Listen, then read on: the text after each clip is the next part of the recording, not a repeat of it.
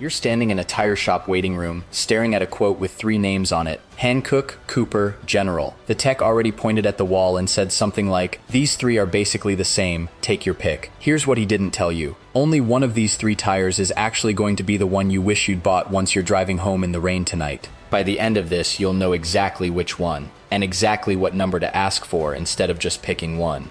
Hankook is the one you've probably already stood in front of without realizing it, because it's the tire half the new cars on that lot rolled off the factory floor wearing. That familiarity buys real credibility, and some of it is earned. Hankook backs its tires with treadwear warranties that stretch further than almost anyone else in this bracket. Some touring lines, like the Kinergy PT, are rated around 90,000 miles, and a few premium models climb even closer to 100,000. On paper, that's the strongest number of the 3 brands on this wall, the one that probably stuck with you the longest walking out of that shop. But here's the part that quietly burns people, and most of them never figure out why.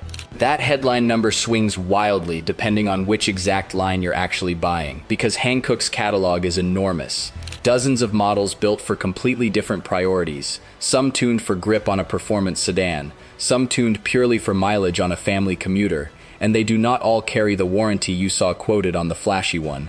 Grab the wrong one off that wall, the performance-leaning line instead of the touring line, and you are nowhere near the 90,000 or 100,000 mile figure that convinced you to sign. Owners have flagged this exact gap for years in real complaint threads scattered across forums.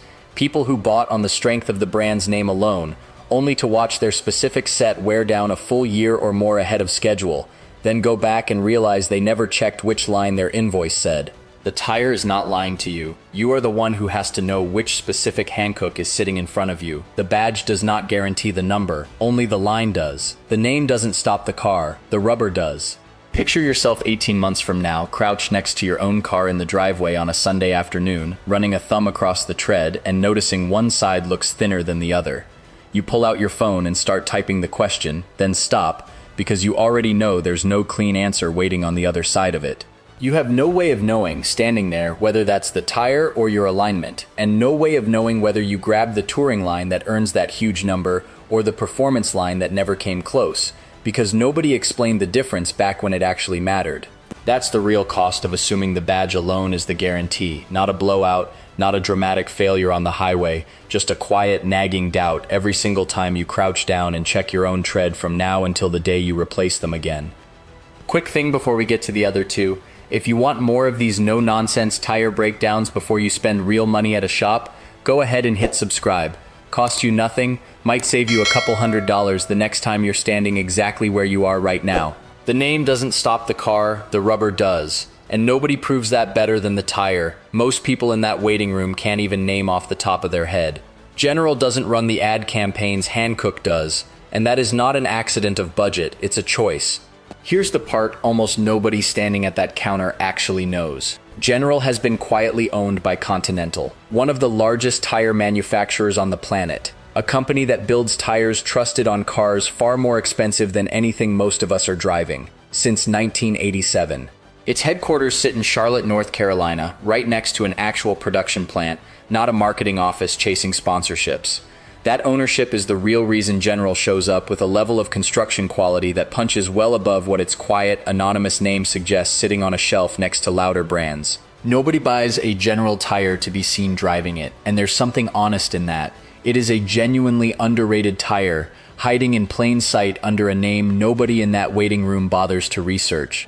Its warranty tells a smaller story than the other 2, though, capping around 65,000 miles on most of its lines, the most modest figure of the 3, and the easiest one for a salesman pushing Hankook to wave off with a smirk while he points back at his own bigger number.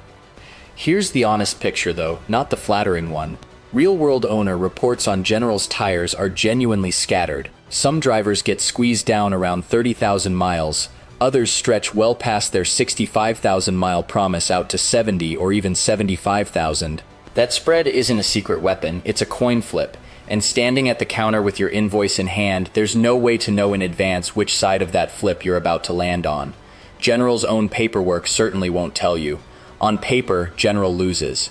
In your driveway, 18 months from now, it might not. Here's what nobody behind that counter is ever going to bring up unless you ask for it directly. The UTQG treadwear rating, stamped right on the sidewall itself, a federally required grade every tire has to carry, that tells you how a tire's tread life actually compares to a baseline, regardless of whose warranty page you're staring at. Remember that number, you're gonna need it before this is over. Which brings us to the one independent testers keep circling back to, for a reason that has nothing to do with the number printed on its warranty page. Cooper has been owned by Goodyear since 2021, in a deal worth nearly $3 billion that quietly pushed its manufacturing standards up a full tier, and most people standing at a counter today have no idea that ownership change ever happened. On dry pavement in independent head-to-head testing, Cooper's Endeavor already outcornered and outbraked its closest Hankook equivalent. That's dry pavement. Rain is where this actually gets interesting, and we're getting there in 1 second. Because here's the moment that actually matters, the one every warranty number on that invoice conveniently ignores. You're driving home tonight, taillights smearing red across a windshield the wipers can barely keep up with, in the exact kind of sudden downpour that makes your foot ease off the gas a little more than usual. There's a car half a length ahead of you, brake lights flare, and for 1 full second, everything about that stop depends on 4 small patches of rubber you picked off a wall in 10 minutes without really thinking about it.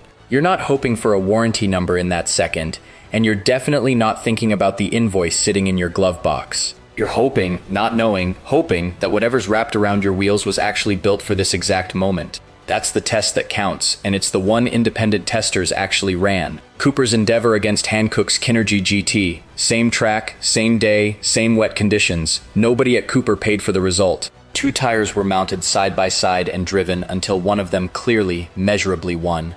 Cooper didn't edge it out. It dominated, stopped shorter, held the road longer. In the exact conditions that decide whether that second in the rain stays a close call or turns into something you don't walk away from cleanly.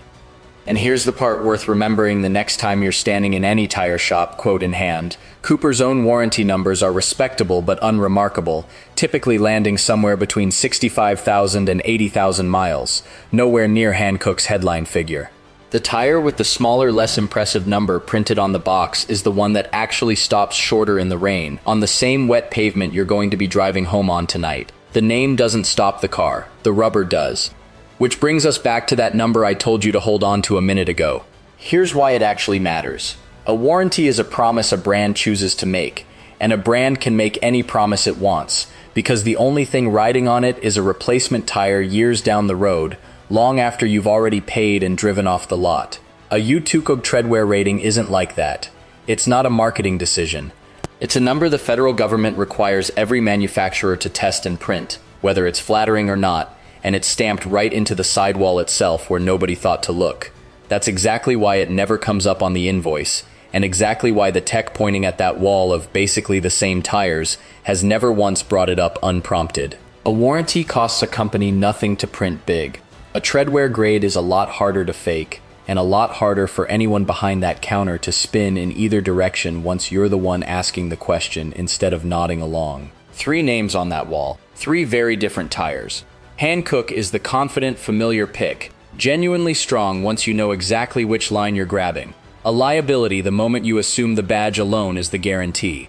General is the honest, overlooked value pick, better built than its invisible reputation, held back only by a warranty number that won't win arguments at the counter. Cooper is the one independent testing keeps pointing back to. Proof that the biggest number on the page and the tire that actually performs under you in a downpour aren't always the same tire. Most guys standing in that waiting room aren't actually afraid of picking the wrong tire.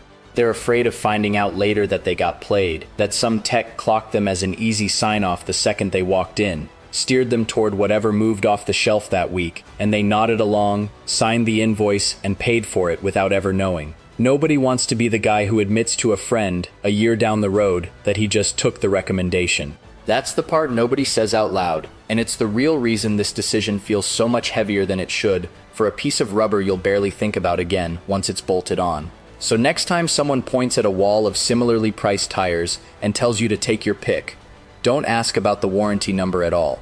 Ask for the UTQG treadwear rating on each one, by name, and watch how fast that changes the conversation. The name doesn't stop the car, the rubber does. Drop the brand you're running on right now in the comments, and let's see which one of these 3 is really sitting under your car tonight.